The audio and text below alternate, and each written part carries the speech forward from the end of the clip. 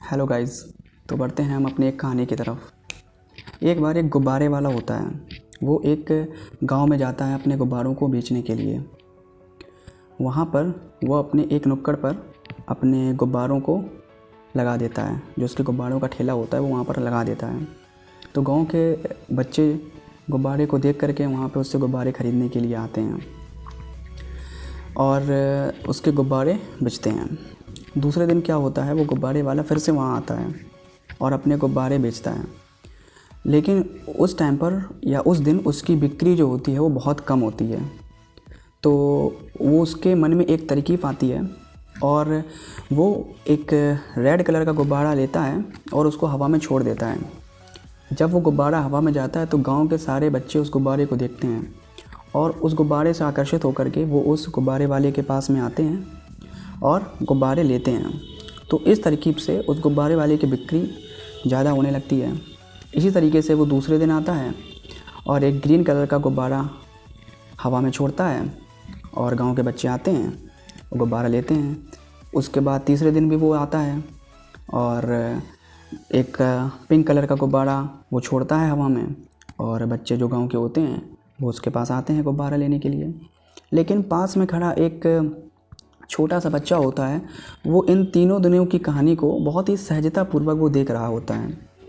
लेकिन क्या है कि वो बच्चा जो है वो उस गुब्बारे वाले के पास जाता है और उस गुब्बारे वाले से पूछता है कि अंकल, ये आपने पहले दिन रेड कलर का गुब्बारा जो है हवा में छोड़ा, उसके बाद ग्रीन कलर का, उसके बाद तीसरे दिन जो भी हो जैसे पिंक कलर का गुब्बारा उसने छोड़ा।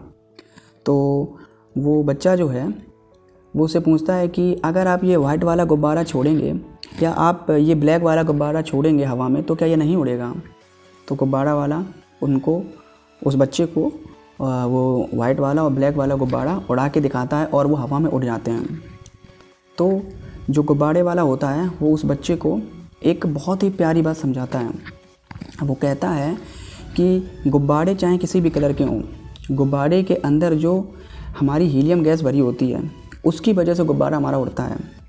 इसका मतलब ये है जिससे हमें एक सेंस मिलता है कि जो गुब्बारे हैं उनके बाहरी कलर की वजह से वो गुब्बारे हवा में नहीं उड़ रहे हैं, वो उड़ रहे हैं अपने अंदर की एनर्जी की वजह से जो उनके अंदर भरी हुई है। इसी तरीके से ये जितने भी हम लोग होते हैं, इंसान होते हैं, इंसानों के साथ भी वही होता है कि हम लोगों के अंदर जो बाहर का एटीट्यूड होता है, जो बाहर की वेशभूषा होती है, वो हम लोगों को हमारी लाइफ में ऊपर उठने के लिए या लाइफ में कभी आगे बढ़ने के लिए कारगर नहीं साबित होती है। हमारे अंदर जो एनर्जी होती है, हमारे अंदर जो ऊर्जा होती है, हमारे अंदर जो पॉजिटिव एटीट्यूड होता है, उसकी वजह से हम अपनी लाइफ में आगे बढ़ते हैं।